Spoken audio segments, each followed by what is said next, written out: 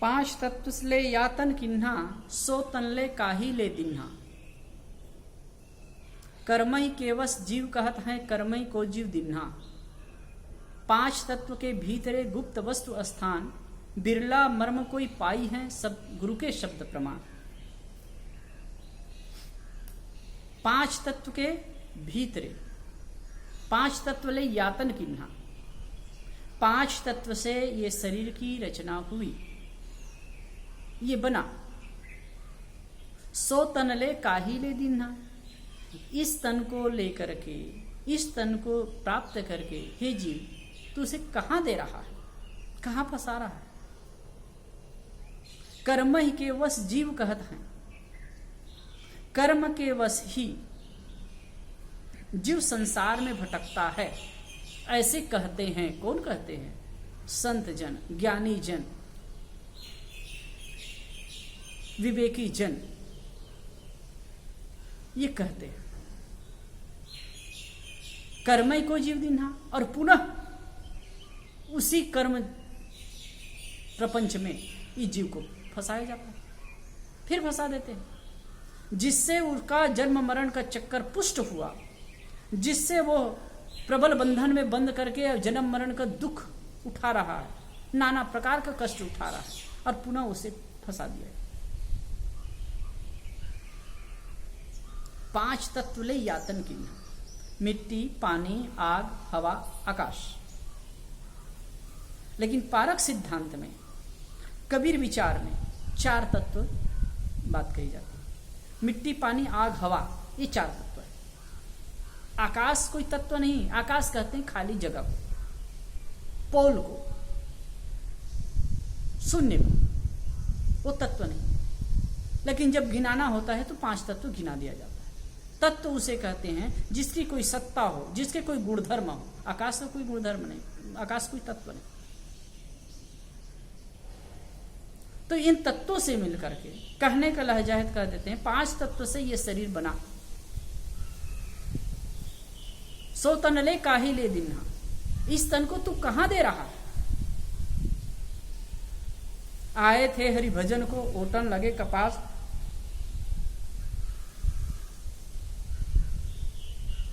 आए थे हरि भजन को, हरि भजन करना चाहिए। जीवन की सार्थकता क्या है? और आकाशी उड़ान में न जाएं। जीवन की सार्थकता है गहरी शांति। आप जीवन जी रहे हैं ना, 100% जिए, मौज के साथ जिए, शिकवा शिकायत नहीं रह जाए। कहते हैं जब मनुष्य जन्म लेता है तो रोते रोते, शिकायत करते करते जीता है, और पश्चाताप करते करते मरता है।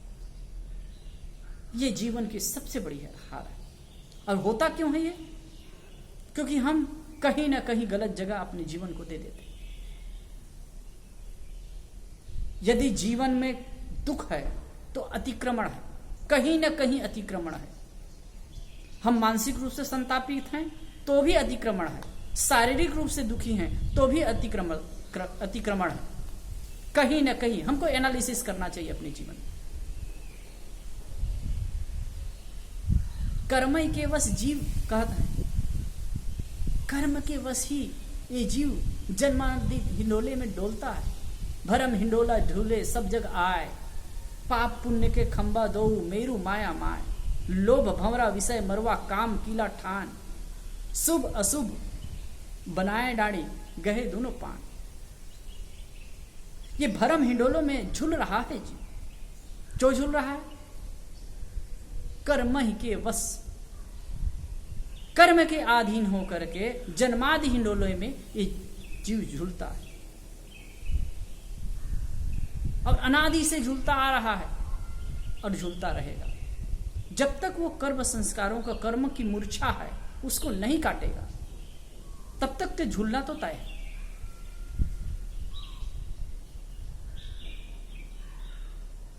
आज हम हैं, एक सामान्य सी बात है, आप समझें। जैसे कि हम यहां बैठे हैं, तो इसके पहले भी हम कहीं थे, और ये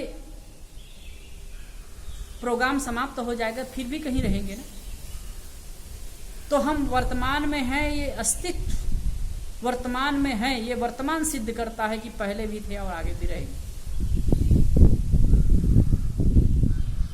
लेकिन कर्मों के जाल में पढ़ करके, कर्म प्रपंचों में पढ़ करके हम उलझते हैं। इसीलिए कहा गया है प्रपंचोपशमम शांतम शिवम अद्वैतम चतुर्थम मन्यन्ते सा आत्मा विज्ञेय। प्रपंच का उपशमन हो। लेकिन दुर्भाग्य यह है, उसी प्रकार प्रपंचों में और पंडित जन, ज्ञानी जन कहलाने वाले लोग तथाकथित कर्म प्रपंचों में ही जीव को फंसाते हैं, दुखी करते हैं, अशांत करते हैं। जिन प्रपंचों के कारण, जिन कर्मों के कारण वो जन्म मरण के चक्कर में पड़ा, उन्हीं कर्म प्रपंचों में जीव को उलझा देते हैं। देखिए आप कैसे होता है। यज्ञादि के नाम से हिंसा हत्या की जो बात होती है, ये सब क्या है?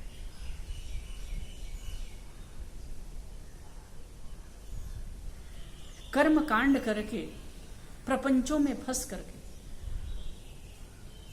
जीव न अपने अस्तित्व को समझ सकता है और न ही जन्म मरण के झंझट से मुक्त हो सकता है। इसलिए इसमें कह रहे हैं शायद, 5 तत्व ले यातन किन्हा, 100 तन ले काहि ले दिन।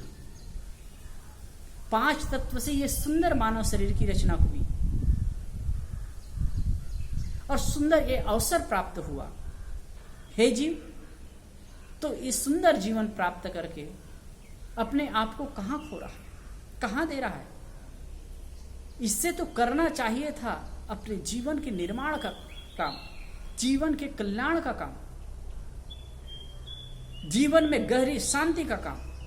यदि कोई व्यक्ति इस जीवन के बाद आगे जीवन नहीं भी मानता हो, जन्म मरण को न मानता हो, कोई बात नहीं, लेकिन वर्तमान में जो जीवन मिला है उसमें राग द्वेष कलह कल्पना करके जो कर्म प्रपंच हम बनाते हैं, द्वंद्व खड़ा करते हैं, यह तो दुखपूर्ण है।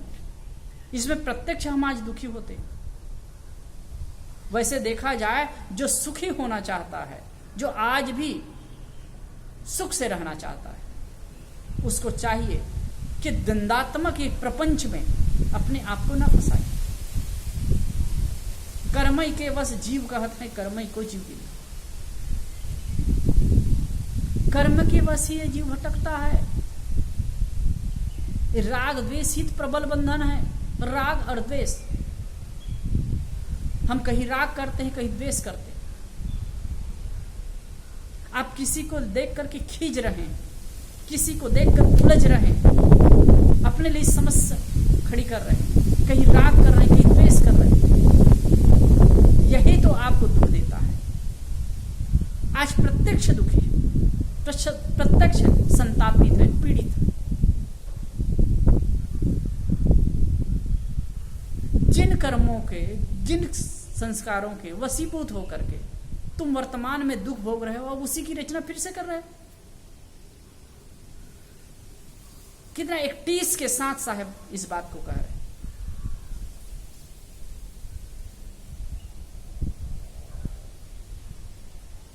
पांच तत्व के भीतरे गुप्त वस्तु स्थान, बिरला मर्म कोई पाई है गुरु के शब्द प्रमाण। 5 तत्व के भीतरे, 5 तत्व के भीतरे गुप्त वस्तु स्थान। 5 तत्व के ये बना हुआ शरीर, इसके अंदर गुप्त तत्व है, निवास कर रहा है। वह गुप्त तत्व क्या है? चेतन है। गुप्त क्यों? वो आंखों से नहीं देखा जाता। शरीर स्थूल है, वो सूक्ष्म है, गुप्त है। लेकिन उसी के रहने से ये जो शरीर है चेतनवद भासता है और शरीर से सारी क्रियाएं होती है। जिसके न रहने पर, एक इस पर कहानी कहते हैं। एक घोड़ा का सौदागर था, घोड़ा बेचने के लिए आया।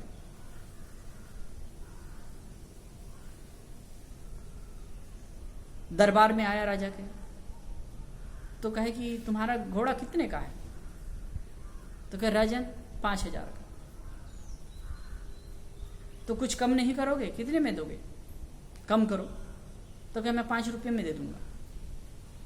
तो राजा को ताजुब हुआ, 5,000 के घोड़े को 5 रुपये में दे दोगे? तो कहे हाँ दे दूंगा। तो अच्छा तुम्हारे घोड़े में क्या कमी है? तो कहे राजन एक छोटी सी कमी है, छोटी सी चीज नहीं। तो क्या है? उसमें जीव नहीं। तो राजा ने कहा बेवकूफ, तो जीव नहीं है तो मुर्दा को लेकर हम क्या करेंगे? एक छोटी सी चीज, सूक्ष्म चीज, वो सूक्ष्म तत्व ही सब कुछ है। जैसे हम देखते हैं ना, बिजली का वायर, पंखा सब कुछ दिखता है, लेकिन इसके चलाने वाली जो बिजली है, ऊर्जा है, एकदम सूक्ष्म है। उसको देख पाते? तार ऐसे नंगी तार फैली हो, उसमें क्या ऊर्जा दिखती है? नहीं दिखती। लेकिन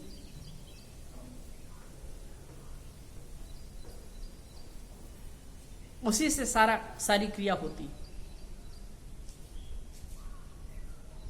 तो वही बात कहते हैं, 5 तत्व के भीतरे गुप्त वस्तु स्थान, बिरला मर्म कोई पाई है गुरु के शब्द प्रमाण। बिरले लोग इस तत्व को, इस रहस्य को समझ पाते हैं, जो गुरु के सानिध्य में जाते हैं और समझते हैं।